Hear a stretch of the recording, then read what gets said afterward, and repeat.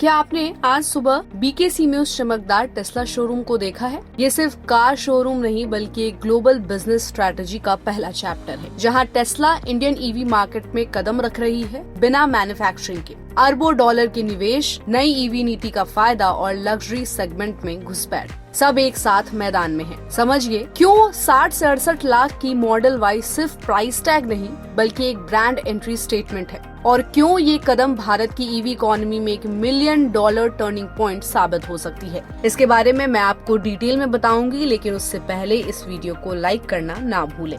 मुंबई के बांद्रा कुर्ला कॉम्प्लेक्स में टेस्ला का पहला एक्सपीरियंस सेंटर 15 जुलाई को लॉन्च हुआ। ये सिर्फ एक शोरूम उद्घाटन नहीं बल्कि ये सिग्नल है कि टेस्ला भारत को अपने ग्लोबल ईवी प्लान में एक मेगा प्ले के रूप में देख रही है। भारत दुनिया की तीसरी सबसे बड़ी ऑटो मार्केट है, जहां ईवी की हिस्सेदारी अभी सिर्फ 4 से 5% है, लेकिन सरकार का गोल है इसे 2030 तक 30% तक ले जाना। ऐसे में टेस्ला की एंट्री से न सिर्फ ब्रांड वैल्यू बढ़ेगी बल्कि मार्केट में नई एनर्जी आएगी। टेस्ला ने शुरुआत के लिए सिर्फ मॉडल वाई को CBU यानी कम्प्लीटली बिल्ट यूनिट्स के रूप में इंपोर्ट किया है, और इसके रियर व्हील ड्राइव वेरिएंट की शुरुआती कीमत 59,89,000 है, जबकि लॉन्ग रेंज वेरिएंट 67,89,000 तक जाती है। अमेरिकी मार्केट में इसकी कीमत लगभग $44,990 जो 33 लाख रुपए से शुरू होती है, और भारत में ये लगभग डबल कीमत में बिक रही है, जिसका कारण है भारी 70 से 100% इम्पोर्ट ड्यूटी। टेस्ला इस प्रीमियम स्ट्रैटेजी से लग्जरी सेगमेंट को टारगेट कर रही है,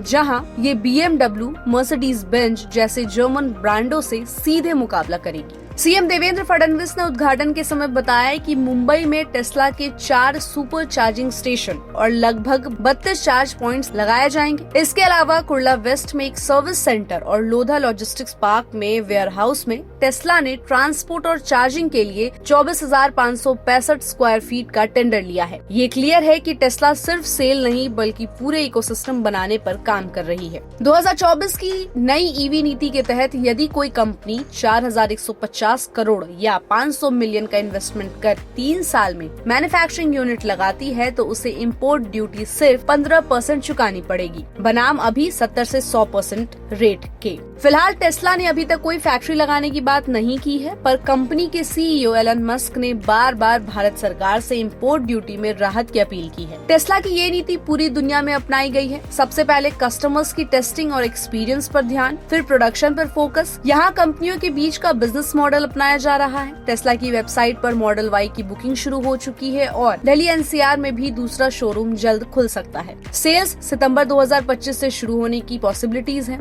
भारत में ईवी के 2 से 5% यूजर हैं, mainly local brand Tata, MG, BYD द्वारा कंट्रोल होते हैं। टेस्ला का 60 लाख से ऊपर का प्राइस टैग बड़ी चुनौती पेश करता है। इसके अलावा चार्जिंग इंफ्रास्ट्रक्चर अभी इनिशियल स्टेज में है, जिसे टेस्ला को भारी इन्वेस्टमेंट करना पड़ेगा। साथ ही नई टेक्नोलॉजी, स्पेयर पार्ट्स और आफ्टर सेल्स सर्विस की भी जरूरत होगी। टेस्ला की उपलब्धि भारतीय ईवी इंडस्ट्री में न्यू अवेकनिंग ला सकती है। इसके आने से लोकल मैन्युफैक्चर, क्वालिटी, टेक्नोलॉजी और कंप्यूटेड रेडियोग्राफी के साथ ही कस्टमर इवैल्यूएशन की दिशा में नया प्रयास करेंगे। साथ ही भारत के इंफ्रास्ट्रक्चर स्टैंडर्ड तेजी से बदलेंगे। Super chargers, global charging structure और स्मार्ट सिटी नेटवर्क पर काम तेज होगा। यदि टेस्ला भारत में 2 से 3 बिलियन का इन्वेस्टमेंट करता है तो लाखों जॉब्स आने की भी पॉसिबिलिटी है। टेस्ला का मुंबई लॉन्च सिर्फ एक शोरूम उद्घाटन नहीं बल्कि ये इंडियन ईवी मार्केट के लिए टर्निंग पॉइंट साबित हो सकता है।